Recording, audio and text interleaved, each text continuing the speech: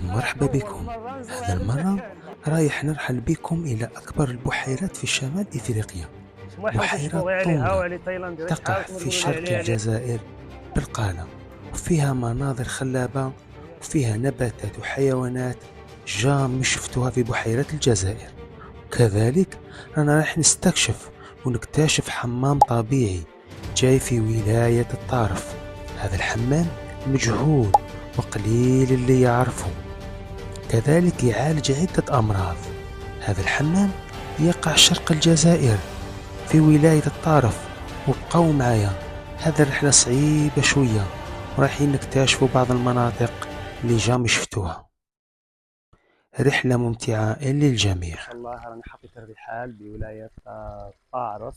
راح نشوف واحد المكان السياحي اللي هو حمام سيدي طراد، وهم يجوا ليه سواح من جميع المناطق الوطن. هو فيه فوائد كبيرة لهذا الحمام، عدة أمراض يتنقلوا ليه مواطنين من جميع الولايات على عدة أمراض. احنا حاليا في حمام سيدي طراد، حمام معدني طبيعي. تأسس حوالي 1680 هذا الحمام. وهذا الحفرة واش حدوا فيها عني؟ هذه تنديروا فيها فوت الجلد، فوت الجلد اللومه، هذه يعيطوا لها جلدة اللوم. جلد اللوم. وانت خالص عليها ولا مطور؟ لا متطوع لله في سبيل الله. بلدية الزيتون ولاية طارف، منطقة رائعة بانتقاز، سياحية بانتقاز، الله يبارك. إنه مختص في النباتات يعني كما يقولون العطرية. النباتات العطرية، نباتات الزينة. لا، نباتات العطرية اللي هي نستخلصوا منها الزيوت. الله يبارك. هي يعني نستخلصوا نباتات عن طريق التقطير. ذلك مسؤول من المسائل اللي معروفين هنايا في طولقة، راح يشرح لي هذا المكان السياحي كيفاش يقدروا الزوار يجوا لهذا المكان، ويشرح لي الزوار هنا كيفاش يديروا. تايلاندي هاو راني في القاله، وهاو قلت له لازم الفيديو يخرج مع هاو على تايلاندي. وي مرحبا بك. وراه تهلا فيا. وليت تستكشف وتشوف بحيرة طونغا الساحرة من أكبر المحميات في شمال أفريقيا، وتواصلوا مع نشاطك. يعطيكم الأخ الصحة. يلا مرحبا بكم. المهم الجولة تاعنا دوك. أيوه بقاو معايا.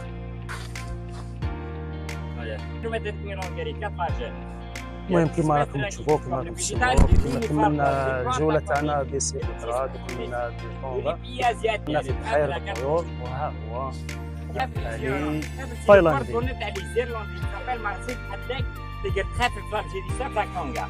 انيمال يا لا لوت سيت سبيس اون فوا ديسباريتر ا ليبوك ميم با بروتيجي، بكري ما كانش محمية هذه.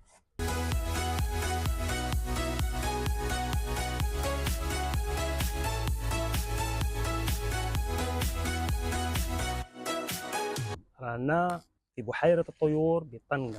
هذه البحيرة اللي هي من أكبر البحيرات، من أكبر المساحات الخضراء اللي جاية في الجزائر. طولها أم ضفادع كما ذكرها عائلة طنجي. مشهورة كذلك بالطيور، مشهورة بعدة نباتات. المناخ تاعها ربع فصول.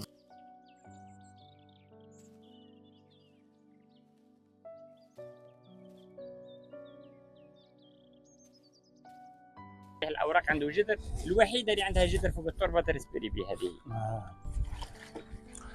الأشجار هذه اللي راكم تشوفوا فيها قليلة هنا. قليلة. أنا رايحين الغابة كومبلي كيف. هذه اللي تشبه كما يقولوا احنا الحبة تاعها اللي حكيتوا لي عليها، تشبه الصبا. قليلة هذه.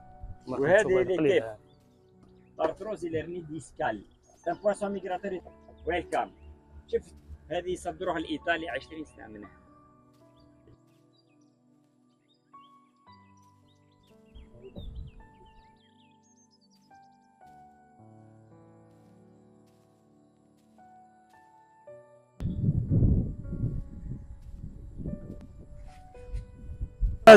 سموه عليه تايلاندي باسكو عنده شعره طويل ويدير المظل، وعنده فيزاج ملامح اسيويه. لهذا سموه بالي تايلاندي. وستل اكثر من هذا، انسان مثقف، انسان متواضع. والقناه من تونس، من ليبيا، من مصر. مرحبا بكم هنا في الجزائر في هذا المكان السياحي. في فصل الخريف هذه الاشجار قاعد تولي حمراء، تدير الكاروت لون الجزائري.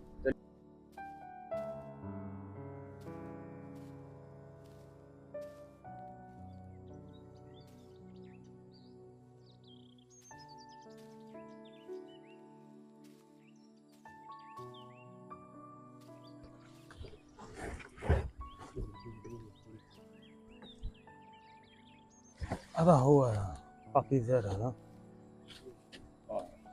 شوف تحس لا فريش آه. هذا عدس الماء ستيل بلانت اكواتيك فلوتون عدس الماء اللي رانا لونتيدو في شوف داخل. معايا لهنا هاي تتحل وتعاود تولي هل البساط يعاود يرجع شوف سما بابيفير يتحل اه ومن بعد مادام نزيد نتمشى ويزيد يتبلع. يتبلع خطره واحده من اروع البحيرات شفتهم في حياتي. الله. دروك هذا البساط اللي هو بابيفير هذا منه يجي من اللي حابين اللي باغيين يجوا لهذا البحيره اللي هي بحيره الطيور طنجة، اكبر بحيره في الجزائر. معايا استاذ والمايسترو البروفيسور علي التايلاندي. عجبتني فيه انه متواضع ويعرف كاع ناس مرافقين هنايا متقدين الله يبارك هنايا. خونا هي زعفان ضحك لنا شويه المصور رجال الخفاء. وشو نقول لكم خوتي انا عجبتني الحاله هنايا. الحاجه اللي كذلك اللي شفتها انه هذه واسمها علي التايلاندي باش يعرفوها النوفر الابيض يعني الحشيش الحشائش. هذا لي فلور اللي فيها جون وفيها بلون كيما الصين اليابان كيما ماليزيا ثاني شتا في ماليزيا. هذه كامل النباتات اللي تموت الطائر المثلثي. كاين واحد الطائر هنايا ثاني في تجوا لهذه البلاصه ما تندموش اقسم بالله تجوا ليها ما تندموا جامي في حياتي شفت بلاصه كيما هذه. كاينه واحد الورود هنايا الورد هذا فيه لي كولار جون والفير. ها هي هنا هي نفس السبيس هذا ما سي زار هذا كيما راكم تشوفوه هذا هو بابيفير هذا في فصل الخريف تولي بابيفير هذا بصح مادام نزيدو نتمشاو مادام نزيد يعاود يولي كيما راه يقول لكم علي طلال. شوف نشوفوا حتى بعد الميني فار وناخذ مقابله السندين بس لي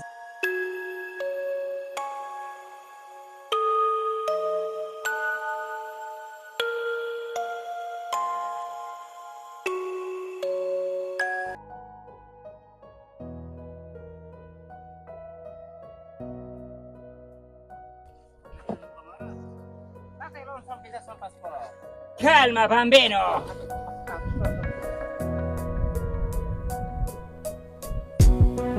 معايا ناس قسنطينه في الصفحه.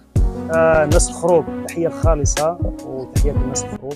كاين هذا ثاني بولحيه هذا صاحب الصفحه تاع كاين هذا فوتوغراف يعاوني بزاف. هذا واعر هذا. بقي ما على خير الجوله تاعنا راهي كملت. استريكو جراتي كل عشاق الطبيعه في العالم العربي. ننصحكم انكم تجيو والصفحه اللي حاب يتواصل معنا ولا الرقم تلقوه عند الاخ دوك يبارطاجيه في الصفحه. ويلكم تو طنجة دي تلقاي داي تايلاندي. والله راهي كملت بولايه الطارف باختصار مع هذه الجماعه هذه اللي راهم معايا. نتلاقاو في مكان سياحي ان شاء الله ولين بعد. بارطاجيو لنا هذا الفيديو باش طلع لنا القناه. يلا بقاو على خير سلام.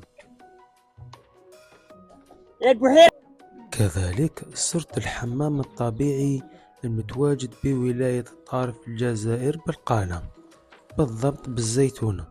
درجة الحرارة نتاعو 70 درجة كما راكم تشوفوا. هذا هو المظهر تاعو من الداخل.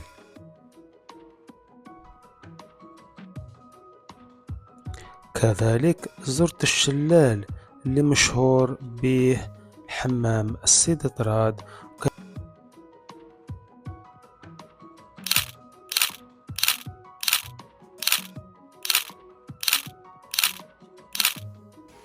نهاية الجولة تاعي بولاية الطارف والقالة. المهم ما تنساوش الاشتراك والدعم للصفحة. بقاو على خير.